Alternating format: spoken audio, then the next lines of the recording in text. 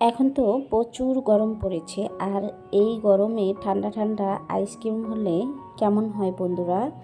আজকে আমি ঘরে থাকা অল্প কিছু উপকরণ দিয়ে একদম পারফেক্টভাবে একটা ভ্যানিলা আইসক্রিমের রেসিপি নিয়ে আপনাদের মাঝে হাজির হয়েছি।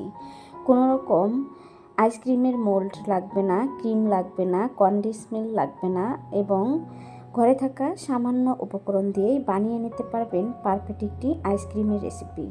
হ্যালো ভিউয়ার্স, আসসালামু আলাইকুম। কেমন আছেন সবাই? যে যেখান থেকে আমার ভিডিওটি দেখছেন, আশা করি সবাই অনেক ভালো আছেন।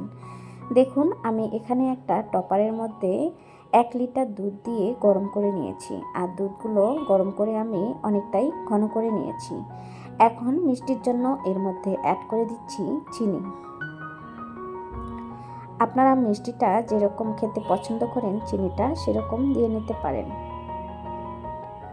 আমরা বাহির থেকে চড়া দামে আইসক্রিম কিনে এনে খাই, তবে অল্প কিছু উপকরণ দিয়ে ঘরেই যে পারফেক্টভাবে ভ্যানিলা আইসক্রিম বানানো যায় সেটা ভিডিওটি না দেখলে বুঝতেই পারবেন না। আশা করি আমার পুরো ভিডিওটি দেখলে আপনারাও খুব সহজে বানিয়ে নিতে পারবেন এরকম মজাদার আইসক্রিম।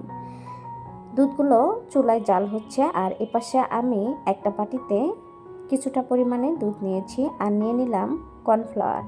কর্নফ্লাওয়ারগুলো দুধের সাথে ভালো করে মিশিয়ে নিচ্ছি।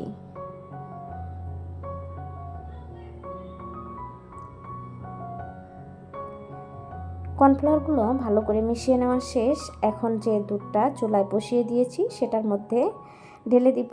আর এই যে দুধগুলো কিন্তু ঘন হয়ে একটু লাল লাল হয়ে গিয়েছে, আপনারা দেখেই বুঝতে পাচ্ছেন। এখন কর্নফ্লাওয়ারগুলো এর মধ্যে ঢেলে দিচ্ছি, আর ঢেলে দেওয়ার পরে অনবরত নেড়েচেড়ে দুধের সাথে ভালো করে মিশিয়ে নিতে হবে। জাল দিতে দিতে একসময় দেখা যাবে কর্নফ্লাওয়ার সাথে দুধগুলো অনেকটাই ঘন হয়ে যাবে।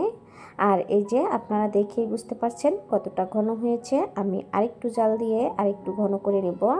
আপনাদের হাতের কাছে যদি কর্নফ্লাওয়ারটা না থাকে তাহলে চাইলে এখানে আটা দিয়ে নিতে পারেন বা ময়দা দিয়ে নিতে পারেন, তবে চেষ্টা করবেন কর্নফ্লাওয়ারটা দিয়ে নিতে, তাহলে কিন্তু এই আইসক্রিমের টেস্টটা অনেক ভালো থাকবে। এখন এটা আমি নামিয়ে নিয়েছি, আর দেখুন নামিয়ে ঠান্ডা করে নিয়েছি। কতটা ঘন হয়েছে আপনারা দেখেই বুঝতে পাচ্ছেন। যখন আইসক্রিম খেতে মন চায় তখন ঘরে থাকা অল্প কিছু উপকরণ দিয়ে কিন্তু ঝটপট করে বানিয়ে নিতে পারবেন এরকম মজাদার পারফেক্ট আইসক্রিমের রেসিপি। এখন সবগুলো একটা বাটিতে ঢেলে নিলাম।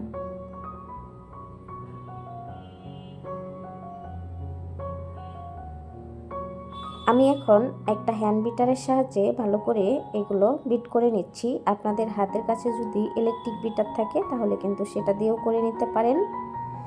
একটু সময় নিয়ে এটা ভালো করে বিট করে নিতে হবে, আর অবশ্যই কিন্তু ঠান্ডা করে নিতে হবে। ভিডিওটি দেখছেন কিন্তু লাইক দিতে ভুলে গিয়েছেন, প্লিজ একটা লাইক দিয়ে ভিডিওটি কন্টিনিউ করবেন। আশা করি আমার এই সহজ রেসিপিটি আপনাদের কাছে ভালো লাগবে।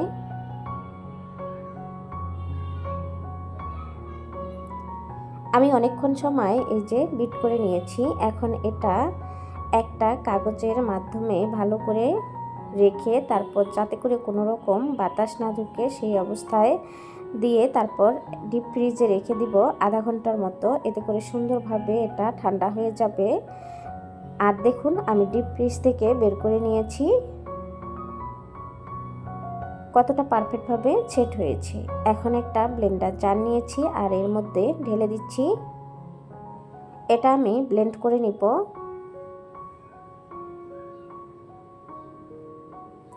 এই ঠান্ডা ঠান্ডা আইসক্রিমটা খেতে ভীষণ ভালো লাগে। আমরা তো বাহির থেকে সবসময় আইসক্রিম কিনেই খাই, আর ঝটপট করে যদি ঘরে থাকা অল্প উপকরণ দিয়ে স্বাস্থ্যসম্মতভাবে বানিয়ে নিই তাহলে কিন্তু মন্দ হয় না। এই যে দেখুন বিট করে নিয়েছি, আর আমি আপনাদেরকে দেখিয়ে দিচ্ছি কতটা পারফেক্ট হয়েছে। যেহেতু আমি এখানে ভ্যানিলা আইসক্রিম বানাচ্ছি সেজন্য একটু ভ্যানিলা এসেন্স এর মধ্যে দিয়ে দিলাম, এতে করে সুন্দর একটা ফ্লেভার আসবে। এখন অনবরত নেড়েচেড়ে ভালো করে মিশিয়ে নিলাম।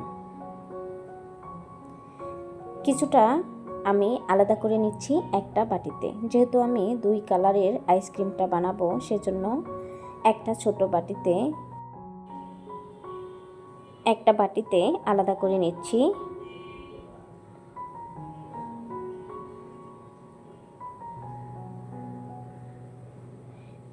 এখন আমি একটার মধ্যে সামান্য পরিমাণের ফুড কালার অ্যাড করে দিচ্ছি।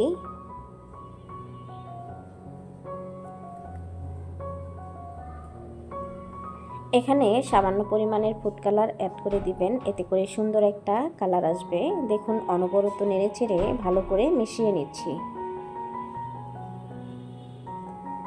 আমার মিশিয়ে নেওয়া শেষ। এখন আমি একটা আইসক্রিমের বক্স নিয়েছি আর এর মধ্যে আমি ঢেলে দিচ্ছি। আর কিভাবে ঢেলে দিচ্ছি আপনারা দেখেই বুঝতে পাচ্ছেন।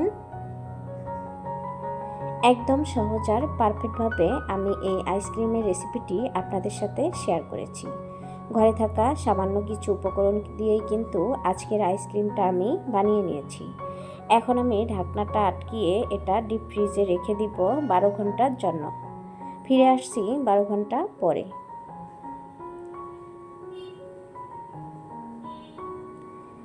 আমি 12 ঘন্টা পরে বের করে নিলাম আর ঢাকনাটা খুলে আপনাদেরকে দেখিয়ে দিচ্ছি কতটা পারফেক্ট হয়েছে। এই যে দেখুন একদম সুন্দরভাবে সেট হয়ে গিয়েছে, আপনারা দেখেই বুঝতে পাচ্ছেন।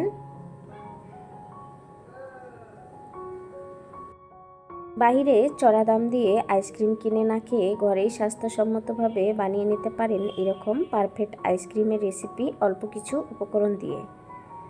এখন আমি এটা মোল্ড আউট করে নিচ্ছি আর আপনাদেরকে কেটে দেখাচ্ছি। এ পর্যন্ত দেখছেন কিন্তু ভিডিওতে একটা লাইক দিতে ভুলে গিয়েছেন আর কমেন্ট করতে ভুলে গিয়েছেন। ছোট্ট একটা কমেন্টের মাধ্যমে জানিয়ে দিবেন আমার এই সহজ আইসক্রিমের রেসিপিটি আপনাদের কাছে কেমন লেগেছে। রেসিপি ভালো লাগলে ভালোবেসে আমার চ্যানেলটি সাবস্ক্রাইব করে দিয়ে পাশে থাকা বেল আইকনটি অন করে রেখে দিবেন।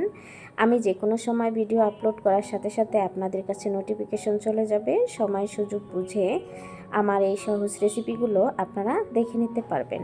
আশা করি আপনাদের কাছে ভালো লাগবে। আর যারা অলরেডি সাবস্ক্রাইব করে দিয়েছেন তাদেরকে অসংখ্য অসংখ্য ধন্যবাদ। আমিও চলে যাব আপনাদের পরিবারে।